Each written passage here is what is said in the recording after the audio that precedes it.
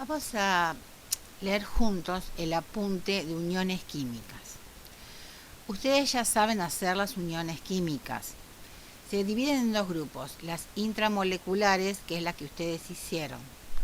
Y después vamos a ver las intermoleculares, que son muy importantes para entender cómo se desarrolla el metabolismo del cuerpo humano, cómo se comunican las células, cómo responden las células ante estímulos como las hormonas, qué son los receptores, es decir, cómo es la comunicación dentro de una célula.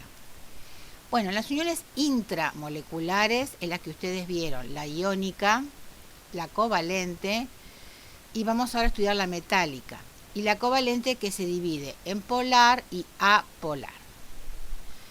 Con respecto a las uniones intermoleculares, es decir, entre moléculas, esto lo vamos a ver en un apunte aparte porque es muy importante para entender química biológica, que lo van a tener en tercer año, tanto química como biología. Las interacciones entre una molécula que puede ser iónica, carga-carga, recuerden que las cargas de signo distinto se atraen. También puede ser una interacción carga-dipolo, vamos a ver ahora en este apunte cómo se forma un dipolo, qué es una molécula con dipolo, las interacciones dipolo-dipolo, bueno, esto lo vamos a ver en otro apunte, como uniones intermoleculares, que explica la comunicación que existe, el funcionamiento de las células, cómo responden a hormonas, cómo es la interacción antígeno-anticuerpo, por qué la molécula de ADN es en forma con hélice, etc. Bueno, vamos ahora a las uniones intramoleculares, que es la que estuvimos haciendo los ejercicios. Y la pregunta que nos hacemos es,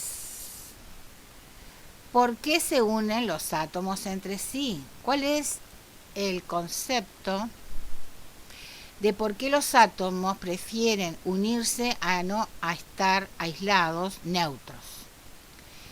La formación de una unión química implica un reordenamiento de los electrones de valencia o de la configuración electrónica externa, que es lo que vimos en la clase de configuración electrónica, que de todos los átomos, de todos los electrones, los que se ponen en juego en los enlaces químicos son los electrones de valencia, que son los electrones externos de las capas S, de las capas P, de las capas D y F incompletas.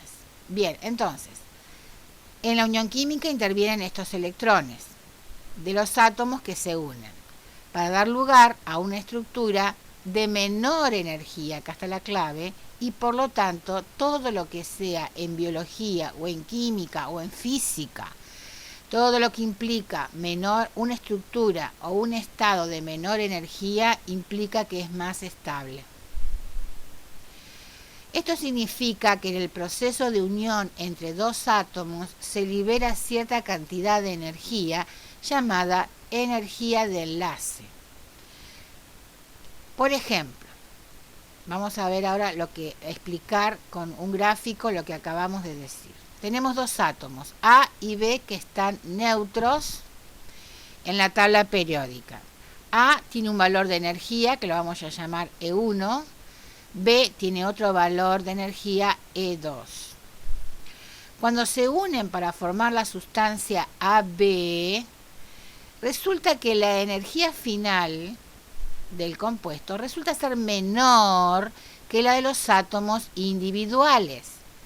¿Por qué es menor? Porque evidentemente cuando se formó el enlace, la unión, hubo pérdida de energía. Entonces, decimos que en las uniones químicas los átomos se combinan entre sí porque combinados son más estables, porque tienen menor contenido energético. Esa es la pregunta, la respuesta a esta pregunta. ¿Por qué se unen los átomos entre sí? Porque forman compuestos de menor energía que cuando ellos están solos, aislados, sin combinarse. ¿Quién los mantiene unidos, no? En las uniones químicas existen fuerzas de naturaleza eléctrica, debido a interacciones entre partículas con carga. Como sabemos, las fuerzas pueden ser de atracción o de repulsión. Recuerden que las de atracción es cuando se unen dos cargas de distintos signos, y repulsión cuando son dos cargas del mismo signo hay repulsión.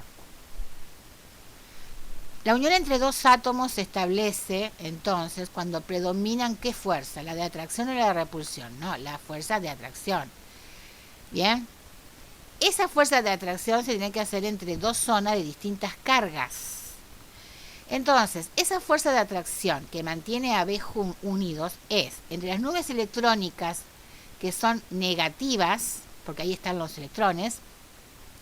¿Y cuál es lo positivo del átomo? El núcleo.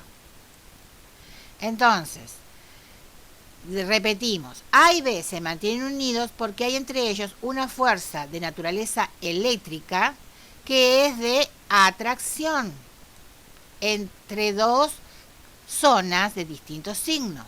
¿Cuáles son esas dos zonas? Ponele que sea la nube electrónica negativa de A está atraída por el núcleo que es positivo de B, ¿no? Y también entre A y B hay repulsión. Básicamente entre las nubes electrónicas hay repulsión. Pero parece ser que la fuerza de atracción es mayor que la de repulsión y entonces A y B se mantienen unidos. Estos son conceptos fáciles pero que tienen que estar muy claros.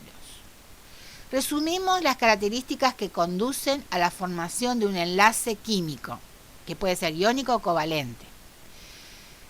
Características. La formación de un enlace implica cierto reordenamiento de los electrones de valencia, llamado configuración electrónica externa de los átomos participantes, que lo vimos en la clase de configuración electrónica. Cuando dos átomos se unen, lo hacen para alcanzar un estado estable de menor energía. Por lo tanto, si es de menor energía, en el proceso se libera una energía que se llama energía de enlace. En los enlaces químicos se ponen de manifiesto que fuerzas de gravedad, no, fuerzas de atracción eléctrica, de origen o naturaleza eléctrica que corresponden a cargas de signo contrarios. El estado de menor energía se alcanza cuando los átomos que se unen transfieren o comparten electrones entre sí, cumpliendo en lo posible la famosa regla del octeto. Esto lo hicimos, lo saben cuando hemos hecho los ejercicios. Bien. Bueno, entonces esto es todo sobre las características de por qué los átomos se unen. Lo tienen que saber para el final. Debido a que las uniones químicas intramoleculares, o sea, dentro de la misma molécula, se producen por transferencia o compartimiento de electrones, existe una propiedad que nos permite predecir cuándo ocurrirá una unión y de qué tipo. Bueno, esto es importante. Vamos a cambiar de color así. Esto después le va a quedar a ustedes, Esa propiedad se llama electronegatividad. Definida como, vamos a ver la definición de electronegatividad, como la capacidad que tiene un átomo para atraer electrones a una unión química. Esta propiedad es inherente a los átomos participantes de una unión y por ello tiene un valor relativo y se expresa en un número dimensional. Entonces, la electronegatividad es la capacidad de que un átomo atraiga electrones. Esa electronegatividad está en la tabla periódica. Si ustedes abren la tabla periódica, que ahora los invito a que abran la tabla periódica, cada tabla periódica es distinta, pero generalmente ese valor de electronegatividad está dentro de la tabla periódica, no está en las tablas, en la parte de atrás, sino en la parte de adentro de la tabla periódica. Si ustedes se fijan, busquen electronegatividad, así como buscaron densidad, ahora busquen electronegatividad, vean que es un número adimensional, no tiene dimensiones, y te dice que cuanto más grande es ese número, que el número más grande de la tabla periódica es 4 y lo tiene el flúor, Quiere decir que el flúor es el elemento más electronegativo de la tabla periódica, es el que en una unión química va a atraer, tiene la propiedad de atraer los electrones hacia él. Bien, ahora en la tabla periódica busquen dentro de la tabla periódica, dentro de los cuadros, el numerito adimensional, o sea, sin dimensiones, que se llama electronegatividad. Y en base a esa electronegatividad te va a decir qué unión van a ser dos átomos, si va a ser unión iónica o covalente. Eso es muy importante. Seguimos leyendo. Se adjudica un valor arbitrario 4 al elemento más electronegativo, que es el flúor. Fíjense en la tabla periódica que está 4. Y los demás valores se ajustan respecto a él. Así surge una tabla de electronegatividades. Estos valores no son importantes en sí mismos, lo que es importante es caracterizar un tipo de unión a través de la diferencia de electronegatividades entre los átomos que forman la unión. Si vamos a la parte de los metales, si nos fijamos en la parte de los metales de la tabla periódica, o sea, hacia la izquierda, los valores son todos debajo de 2 y se llaman electropositivos. Entonces están los electronegativos y los electropositivos. Podemos decir que los electropositivos son los átomos que tienen un valor menor de 2 de electronegatividad y en vez de atraer, ¿qué tendencia tienen? A perder. ¿Sí? Los no metales son los considerados electronegativos porque tienen valores altos de electronegatividad. Bueno, y hay una tabla que es la diferencia de electronegatividades entre dos átomos. Si da entre 0 y 0,4 el enlace es covalente no polar, si da entre 0,4 a 2 es polar, y si es mayor de 2 es una unión iónica. Yo esto no lo voy a pedir, esta tabla. Lo único que les voy a preguntar es, ¿qué es la electronegatividad y para qué sirve? Si ustedes, es una propiedad, la electronegatividad, que aumenta de izquierda a derecha y que disminuye de arriba hacia abajo. Entonces, el flúor es el elemento más electronegativo de la tabla periódica. Y el más electropositivo es el que tiene menor valor de electronegatividad. Si se fijan, es el francio. Quiere decir que en este caso, este va a ceder electrones y estos van a atraer electrones. Bueno, hay acá aquí en este enlace, está muy interesante. Acá están los átomos, el 1 y el 2. Y vamos, ves, acá está la electronegatividad del átomo 1 y la electronegatividad del átomo 2. Vamos a poner a los dos en el mismo valor de electronegatividad, 260, ponele, vamos a ver más o menos, tiene el mismo valor. Este es un enlace covalente apolar, que ahora vamos a ver qué significa. Acá ven las nubes electrónicas, los electrones están distribuidos en forma simétrica entre los átomos. Vamos a hacer una unión iónica. Una unión iónica es cuando uno de ellos es un metal. Si es un metal, tiene electronegatividad baja.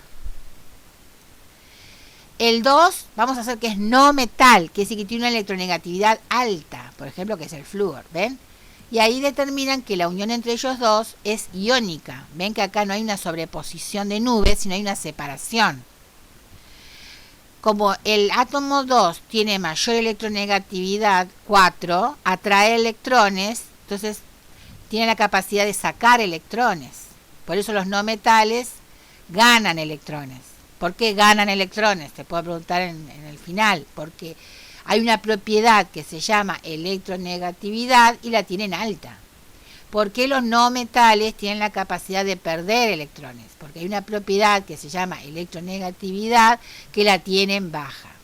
Entonces, cuando uno de los átomos tiene una electronegatividad baja y el otro la tiene alta, el tipo de unión que se establece es iónica. Ahora, si los dos átomos tienen la misma electronegatividad, sea media, por ejemplo, o alta, las dos tienen, es 4,4, el tipo de enlace es covalente. Electronegatividades altas iguales da entonces un enlace covalente. Si uno la tiene alta y la otra tiene baja, el tipo de unión es iónica. ¿Mm? ¿Bien? Bueno, y así se clasifican entonces los distintos tipos de uniones debido a la diferencia de electronegatividades entre el átomo 1 y el átomo 2. Entonces pueden, si las dos tienen la misma electronegatividad, sea baja o sea alta, dan enlaces covalentes. Bien, seguimos con el apunte. Entonces, es muy importante el valor de una propiedad que se llama electronegatividad. Negatividad, esto lo saqué de internet, mirá. Cómo varía en la tabla periódica y qué significa. Los metales tienen baja electronegatividad, tendencia a perder electrones, y los no metales, que es esta zona, tienen valores de electronegatividad elevados y tienden a ganar electrones. Bueno, otra cosa que hay que cumplir en una unión, un enlace iónico, es la regla del octeto. ¿Qué era la regla del octeto? Dice, los átomos con frecuencia ganan o ceden o comparten electrones tratando de alcanzar el mismo número de electrones de los gases nobles. ¿Se acuerdan que es lo que hablamos en la configuración electrónica? De los gases nobles, ¿cuáles? Más cercanos a ellos en la tabla. Puesto que todos los gases nobles, excepto el helio, tienen 8 electrones de valencia, como hemos visto, muchos átomos que sufren reacciones terminan con 8 electrones de valencia. Un octeto de electrones consiste en sus capas S y P llenas. Recuerden que en el S entran 2 y en los P entran 6. 6 y 2 son 8. ¿Bien? Ese es el significado de la regla del octeto. Tratan de llegar a 8. ¿Pero por qué tratan de llegar a 8? Porque los gases nobles más cercanos a ellos tienen en las capas S y P 8 electrones. Y vieron que eran compuestos inertes, muy estables. Por lo tanto, se considera que llegar a 8 es un concepto, característica de estabilidad. Bueno, entonces, tipo de unión. La iónica se da entre el metal y no metal, eso ya lo sabemos. El valor de electronegatividades son distintas. El metal es muy bajo, menos de 2. El no metal es alto, mayor de 2. ¿Y qué fuerza eléctrica entre un catión positivo y un anión negativo? Eso ya lo vimos cuando hicimos los ejercicios de unión iónica. Cuando es covalente es entre un no metal y un no metal. ¿Cuál es el valor de las electronegatividades? Elevadas y similares. La unión entre ellos también es entre fuerzas eléctricas. El núcleo positivo de un átomo con las nubes electrónicas negativas del otro átomo. ¿Ven? Acá no hay cargas. Y después la unión metálica, que la vamos a ver dentro de un ratito. Bueno, acá está el link que les voy a dar para que ustedes puedan jugar con el valor de las electronegatividades y se acuerden cómo influye la electronegatividad en la formación de los enlaces. Bueno, vamos a repasar casi uniones iónicas. Vamos a repasar lo que hemos aprendido en los ejercicios. La unión iónica es aquella en que hay transferencia de electrones de un elemento electropositivo. Ya sabemos que es un elemento electropositivo. El que tiene tendencia a perder electrones. ¿Quiénes son? Los metales. Con un electronegativo, que son los no metales, que tienen tendencia a ganar, a ganar electrones o a atraer electrones. Formándose, en este caso se van a formar cargas que se llaman cationes si son positivos y aniones si son negativos, respectivamente, que se mantienen unidos por fuerzas electrostáticas, o sea, eléctricas. Se cumple la regla del octeto, que ya saben qué es la regla del octeto, en los elementos representativos, pero los metales de transición no forman iones con configuración de gas noble. En sus uniones intervienen electrones de las capas D o F, como hemos visto. ¿Recuerdan que los de transición interna, los de transición tenían los D, el último electrón entraba en los D, y después estaban los de transición interna, que el último electrón entraba en los F? Bueno, ya lo sabemos. Entonces, acá tenemos un metal que es electropositivo, que tiene tendencia a perder electrones, y un no metal que tiene tendencia a ganar electrones. esto lo vamos a ver después, este gráfico lo vamos a volver a ver, porque como observan aquí, fíjense que el metal cuando perdió electrón se achicó la nube, y el no metal que gana electrones, la nube se agrandó. Esto tiene una explicación que la vamos a ver después. Algo muy importante es, por ejemplo, cloro de sodio, ¿no? Cloro es el negativo, el anión, y el sodio es el catión. Recuerden que los compuestos iónicos no forman moléculas. Esto no es una molécula de cloro de sodio. Se llama celda unidad de cloro de sodio. En la unidad fórmula de cloro de sodio, cada catión, sodio, ¿ves? Cada catión se rodea de 6 aniones cloro. 1, 2, 3, 4, bueno, 5 y 6. O sea, cada catión, cada carga se rodea de 6 cargas distintas. Los enlaces iónicos se dirigen a todas las direcciones del espacio, conformando estructuras iónicas grandes y ordenadas llamadas cristales iónicos. Entonces, los compuestos iónicos no forman moléculas, sino forman lo que se llama celda unidad o cristales iónicos. Donde por ejemplo, cada cloro está rodeado por 6 sodios y cada sodio está rodeado por 6 cloros. Ven, acá tienen más ejemplos. Si ustedes buscan en internet uniones iónicas, redes iónicas, celda, unidad, etcétera, van a encontrar de distintos compuestos, sales, ven, son sales binarias. Son siempre estructuras tridimensionales de esta manera. No son moléculas. Los compuestos iónicos no son moléculas. Bueno, vamos a ver lo que se llama propiedad de los compuestos iónicos, que yo lo pido en el final. ¿Qué propiedades tiene un compuesto iónico? Bueno, la primera es no forman moléculas independientes. Se habla de unidades fórmula o celda unidad. Bueno, no forman moléculas. Digan redes iónicas si no se acuerdan. Presenta redes cristalinas iónicas, que son estas, con distintas formas. Esto es importante. Tienen puntos de fusión y ebullición elevados, por lo cual a temperatura ambiente son sólidos, son sales. Los compuestos iónicos en general son sales, distintos tipos de sales. Por ser sales son solubles en agua y disolventes polares. Ahora vamos a ver qué significa polares. En estado sólido no conducen la corriente eléctrica, pero si yo lo disuelvo en agua o lo fundo, pueden mover los electrones a través de los iones. Acá es algo interesante porque dice son duros pero frágiles. Duro quiere decir que no se pueden rayar. Frágiles que se pueden romper. ¿Y por qué se rompen? Fíjese, acá tenemos positivo, negativo, catión, anión, y cuando por una fuerza externa yo rompo esta estructura cristalina, se producen fuerzas repulsivas. Por lo tanto, ¿ves? En este caso, esto ¿ves? Va para abajo, y entonces esto que es positivo, ponele, y esto es positivo, acá hay una repulsión, ¿ven? Acá hay una repulsión, lo negativo se contacta con lo negativo, hay una repulsión, positivo con positivo y repulsión, y así se rompe un cristal. Esto que ustedes es nuevo para ustedes, ¿cómo se explica? Explica entonces por qué se rompen estas redes iónicas, por qué son frágiles, fácil de romper. Al romper la estructura hay un contacto entre cargas del mismo signo y hacen que se repelen. Entonces el cristal se rompe. Esta es la explicación. Bien, de uniones iónicas es fácil, ustedes ya saben hacer compuestos iónicos. Vamos a las uniones covalentes. A ver, vamos a cambiar de color.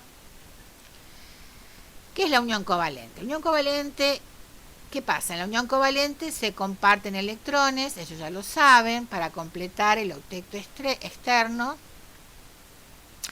entre elementos de electronegatividades elevadas. Esos son los conceptos que hemos aprendido. Los elementos del compuesto se mantienen unidos también por fuerzas eléctricas, de atracción siempre, ¿no? Y no se forman cargas, sino se forman densidades electrónicas, principalmente entre los átomos. actuando los electrones de la unión como una especie de pegamento que unen a los átomos que forman las moléculas. Bueno, cuando los átomos se acercan hay una sobreposición de nubes electrónicas. Bueno, ya hemos visto, por ejemplo, entre el hidrógeno y el cloro, este es un no metal, bueno, acá son dos no metales, perdón, y los electrones se comparten. Esto es una sobreposición de nubes, se comparten, enlace covalente. La unión eléctrica se establece entre los electrones compartidos y los núcleos positivos, resultando una unión más débil que la iónica. Esto es importante. La unión covalente es más débil que la iónica y forman moléculas. Los iónicos no forman moléculas. Los covalentes forman moléculas con distinta geometría molecular que hemos estudiado, la tetraédrica, la angular, ¿no? La plana angular, todo eso es lo que hemos estudiado, la lineal, etc. Propiedades de los compuestos covalentes. Los puntos de ebullición y de fusión son más bajos que los iónicos, porque las fuerzas que mantienen unidas son más débiles.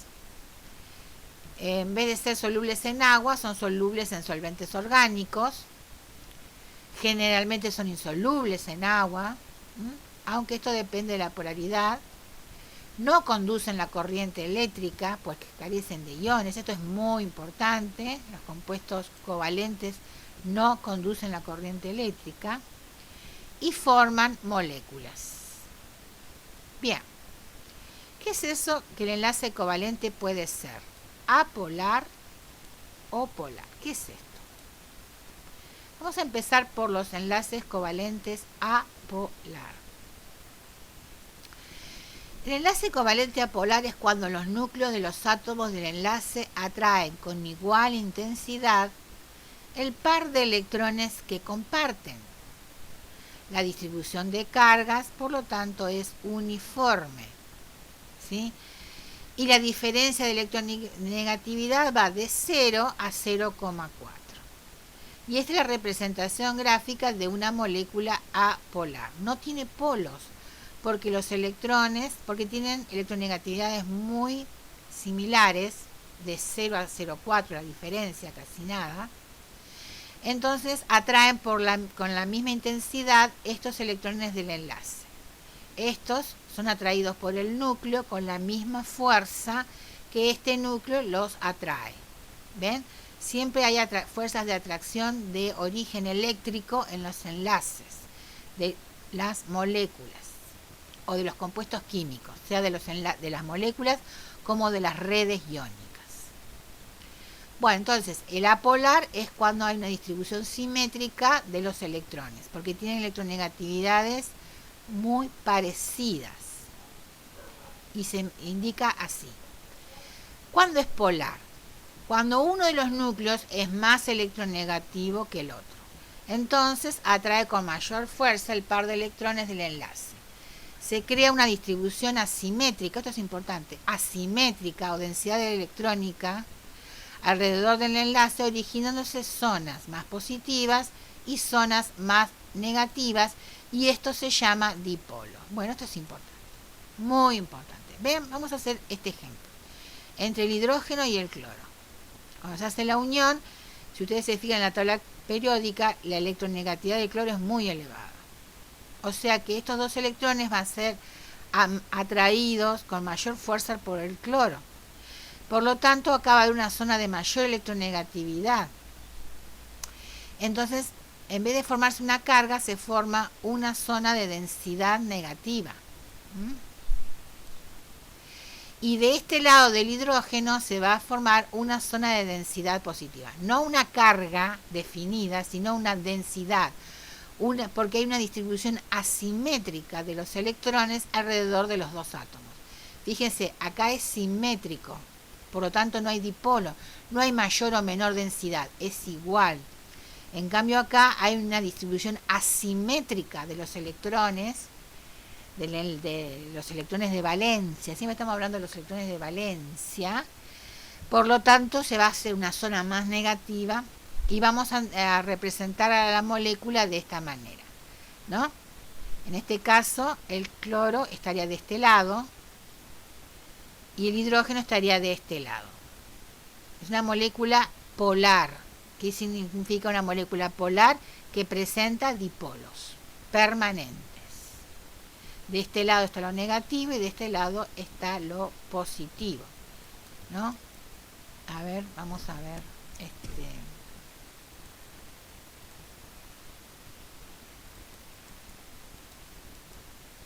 Vamos a copiar y pegar.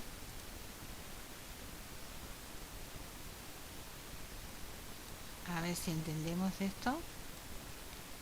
Bien. Vamos a dar la vuelta. La molécula la vamos a poner acá.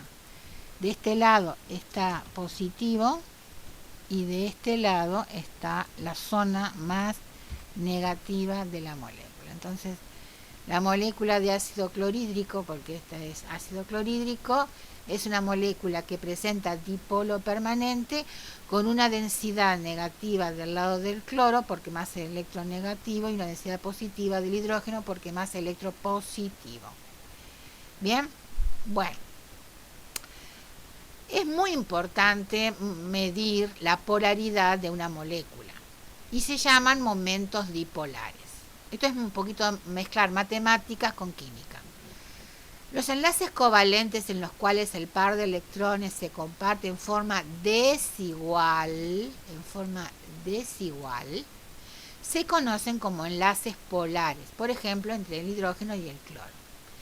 Se indica con este símbolo, que es una letra griega, a la densidad de carga o cargas parciales, donde tenemos la carga densidad parcial positiva del lado del hidrógeno, ¿no? Y en este caso sería la carga negativa del lado del cloro.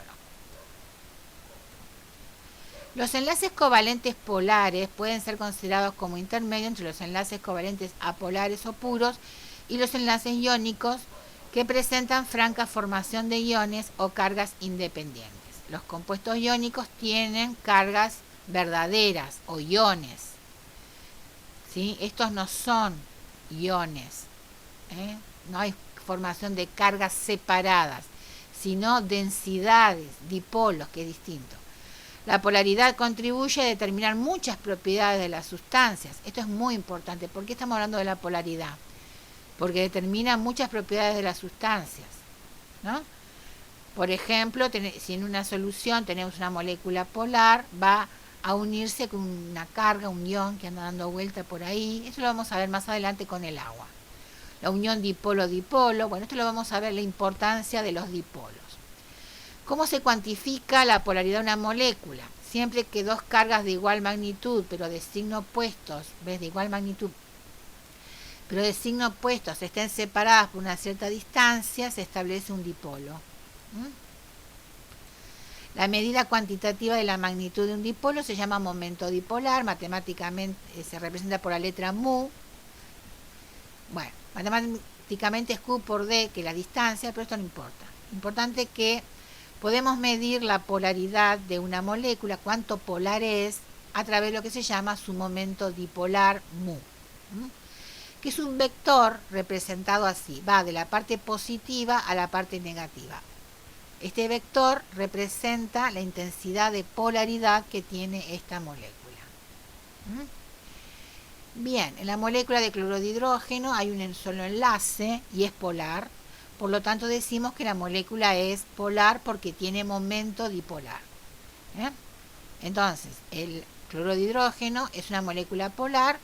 Cuando se quiso medir su polaridad, su momento dipolar, tenía un momento dipolar importante. Bueno, ahora, dice, esto es muy importante. ¿Qué sucede cuando en una molécula hay más de un enlace polar?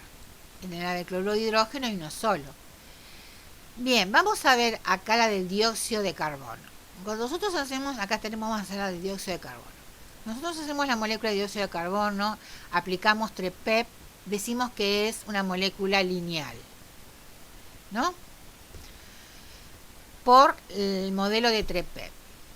El carbono es electropositivo y el oxígeno es electronegativo, por lo tanto el oxígeno va a atraer electrones hacia ellos. Entonces va a tener dos momentos dipolares. Tenemos este vector mu que va de la parte positiva a la negativa y este que va desde este carbono al oxígeno. Por lo tanto, hay dos momentos dipolares que son iguales, pero de sentido contrario. Esto es matemática o física. Dos vectores, dos fuerzas de atracción de igual magnitud, pero de sentido contrario, se restan. Al restarnos, dan un momento dipolar cero.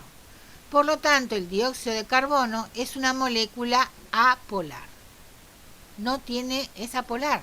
Aunque tiene enlaces polares, tiene una densidad negativa y acá una densidad positiva. Sin embargo, como los momentos dipolares, los vectores, están en la misma línea, de la misma magnitud, pero en sentidos contrarios, se restan, hace que el dióxido de carbono sea una molécula apolar. Vamos a otra molécula como es el trifluoruro de boro. Cuando nosotros hacemos Lewis y aplicamos TREPEP, que ya sabemos, nos va a dar que 3 puntos en el espacio para que estén lo más separados posible para evitar la repulsión de las nubes electrónicas es un trigonal plana, ¿no? Es 360 dividido 3, 120, 120, 120. Acá vamos a aplicar también matemáticas. Aquí tenemos los momentos dipolares en vectores de color celeste. Va del más electropositivo al más electronegativo, de la densidad positiva a la densidad negativa. Estos dos vectores se suman. Cuando están así, de este ángulo, se suman. Al sumarse me dan un vector suma que se contrapone con este vector. Por lo tanto, cuando yo hago una suma de esto lo tienen que haber estudiado en matemáticas, esta molécula resulta que también su momento dipolar es cero. El momento dipolar total de esta molécula resulta ser cero. Por lo tanto, a pesar de tener momentos dipolares, los enlaces, cuando yo hago la suma algebraica de los vectores, se van a anular entre ellos y la molécula va a ser apolar. Ven acá una de las aplicaciones de por qué es importante saber si la geometría molecular determina si la molécula es polar o apolar en los enlaces covalentes. Acá está la importancia de entender la geometría molecular, la teoría de TREPEP. ¿Sí? Vamos al agua, la molécula del agua que dijimos que era angular. En la molécula de agua, fíjense que los vectores están orientados de forma distinta. El oxígeno es muy electronegativo. Va entonces desde lo positivo a lo negativo. Estos vectores cuando están así, no así, sino cuando están así se suman. Al sumarse dan un vector, un momento dipolar suma muy fuerte. Por lo tanto, la molécula de agua es polar. Donde la densidad negativa está del lado del oxígeno, porque es más electronegativo, si se fijan, la electronegatividad del oxígeno con respecto al hidrógeno, que en esta zona va a tener una densidad positiva. Esto lo vamos a retomar este tema cuando estudiemos propiedades del agua. El agua es una molécula muy extraña, muy importante, que tiene un elevado momento dipolar. Tiene un elevado momento dipolar. Por lo tanto, la molécula de agua es polar y así explica muchas de sus propiedades físico-químicas. Esto es importante. Cuanto mayor es el momento dipolar de una molécula, mayor será su punto de fusión y de ebullición. Y acá tenemos distintos compuestos donde ves que el momento dipolar del dióxido de carbono es cero porque la molécula es lineal y los momentos dipolares se anulaban porque tienen la misma magnitud pero sentido contrario. El fluoruro de boro también el momento dipolar es cero porque su geometría es trigonal plana. Estos dos se suman y se resta con este. Bien. El agua, fíjense, el momento dipolar es 1,84. Es una de las moléculas con mayor momento dipolar, uno de los compuestos con mayor polaridad del agua. Y es la base de muchas explicaciones biológicas, propiedades biológicas del agua. Bueno, estos ejemplos nos muestran que una molécula puede tener enlaces polares y tener momento dipolar total nulo o distinto de cero. ¿Y de qué dependerá? ¿De qué dependerá? De la geometría molecular, que va a anular los vectores o los va a sumar. En este caso los suman, en este caso se anulan y en este caso se anulan.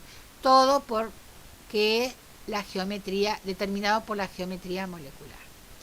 Bueno, entonces esto es muy importante para entender, esto es importante. Si existe simetría en los enlaces, los momentos dipolares de los mismos se pueden compensar y el momento dipolar de la molécula entera resulta ser cero y no presenta atracción dipolo-dipolo entre las moléculas. Quiere decir que el agua es polar. ¿Cómo la voy a representar? Como un dipolo permanente. En cambio, el dióxido de carbono y el fluoruro de boro lo voy a representar como una molécula apolar de esta manera. ¿Bien? Bueno. Entonces, la excepción del arreglo texto no la voy a tomar, esto para los de química. Última unión, para terminar, es la unión metálica. Bueno, que no hicimos ningún ejercicio, solamente es teoría, la unión metálica. En los elementos metálicos y sus aleaciones, los átomos están unidos mediante un enlace metálico, se llama enlace metálico. Las características del enlace son las siguientes. En la última capa poseen pocos electrones, que son los electrones de valencia. Necesitan poca energía para desprenderse de ellos, baja energía de ionización. Esto lo vamos a ver más adelante. Cuando se unen átomos con electronegatividades bajas, porque los metales tienen electronegatividades bajas, ninguno de los átomos atraerá con gran fuerza los electrones de la unión. Esto hará que los electrones externos se hallen en un estado relativamente libre y se forme una red cristalina de cationes cuya estabilidad se concreta por la presencia de electrones entre ellos. Estos electrones no pertenecen a ningún átomo en particular, sino al cristal como un todo, y se lo conoce como nube electrónica. Es un modelo que explica la unión metálica. Por ejemplo, vamos a suponer que este es un pedazo de aluminio o de hierro. Hierro, acá tenemos un átomo de hierro, hierro. Bueno, estos son los núcleos positivos. Y estos que están aquí son electrones externos, los más externos, los electrones de valencia, que están sueltos, están libres. Ningún átomo lo va a atraer para sí porque tiene electronegatividades bajas. Entonces son cationes de hierro, son núcleos de hierro inmersos en un mar de electrones. Estos electrones son los más externos. Entonces, la red metálica está formada por átomos fijos, cargados positivamente, sumergidos en un mar de electrones que están deslocalizados. Estos electrones se están moviendo continuamente y por tanto no pertenecen a ningún átomo en concreto. ¿Por qué? Porque tienen electronegatividades bajas. Y la electronegatividad baja es que no atraen electrones. Bueno, este tipo de estructura, vamos a ver si la vemos acá. Bueno, no. Acá hay que esperar. Bueno, ya vamos a ver algunas simulaciones explicando lo que estoy explicando. Bien, bueno, después volvemos. Vamos entonces a ver la simulación esta. Tenemos los tres tipos de enlaces. El iónico, que forma una red cristalina, el covalente, que forman moléculas, y el enlace metálico, que son cationes sumergidos en un mar de electrones. Vamos a ver la simulación. Muy bien. Esto lo estudian, lo leen, todo ayuda porque es repetición. El enlace iónico se produce cuando un elemento metálico muy electropositivo se encuentra en las proximidades de un no metálico que es muy electronegativo. el elemento electronegativo capta uno o más electrones del electropositivo, formándose un ion es una partícula con carga negativa y otro positivo. La existencia de una gran cantidad de estos iones hace que se produzca una posterior estructuración sólida en forma de red de cationes y aniones al producirse una atracción de tipo coulombiana, que es entre positivo y negativo, ¿no? ¿Bien? Bueno, esta es la estructura que se forma. Compuestos iónicos, que son generalmente sólidos, de elevado punto de fusión, ebullición, no forman, son solubles en agua, y solventes polares, no forman moléculas sino redes. Bueno, acá tenemos la explicación. Ven acá en la unión covalente es cuando se superponen nubes. Acá se comparten electrones. Estos son los electrones del enlace. Estos compuestos forman moléculas. Bien, son de electronegatividades altas, pueden ser similares, pero son generalmente altas. Bueno, y forman moléculas. Y ahora vamos al enlace metálico, que es lo que yo les explicaba. ¿Ven? Este, por ejemplo, es un pedazo de aluminio, de hierro, un pedazo de metal.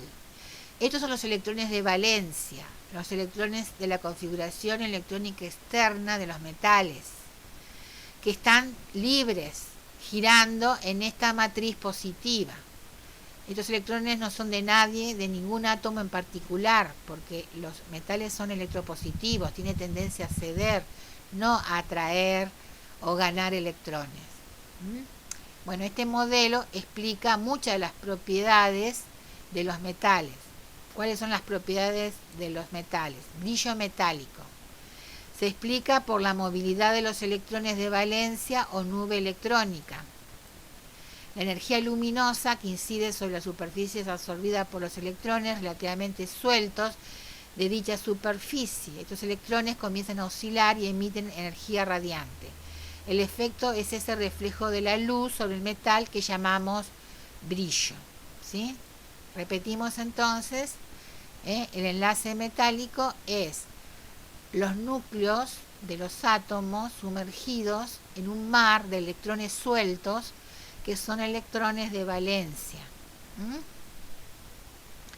¿Qué otras propiedades tenemos? Conducen la corriente eléctrica debido al desplazamiento de la nube electrónica cuando es conectado a los bordes de una batería. También son buenos conductores del calor.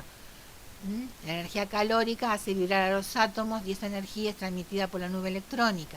Fíjese que todas las propiedades de los metales está explicado por esa nube electrónica que están sumergidos los átomos. Esta nube electrónica, este mar de electrones, determina el brillo, la conductividad eléctrica, la conductividad calórica. Bueno, son maleables, se pueden extender formando láminas, son dúctiles, se pueden estirar formando hilos, tienen puntos de fusión elevados, porque esa nube electrónica mantiene muy unido a los átomos. Solubilidad. Algunos metales reaccionan con el agua dando soluciones básicas, la mayoría se disuelven en otros metales. Por ejemplo, el mercurio disuelve la plata y el oro. Esta propiedad se llama, usada en la extracción de metales preciosos en las menas. Cuando la mena se pone en contacto con el mercurio, este disuelve al oro y la plata, se forma lo que se llama amalgama, ¿no? Bueno, bien, todo eso ya lo hemos visto. Bueno, con esto terminamos entonces el apunte de uniones. Estamos en el apunte de uniones intramoleculares. Característica de la unión iónica, característica de la unión covalente, propiedades, que es una unión polar, apolar, que es una molécula con dipolo permanente o no, y que es la unión metálica y sus propiedades.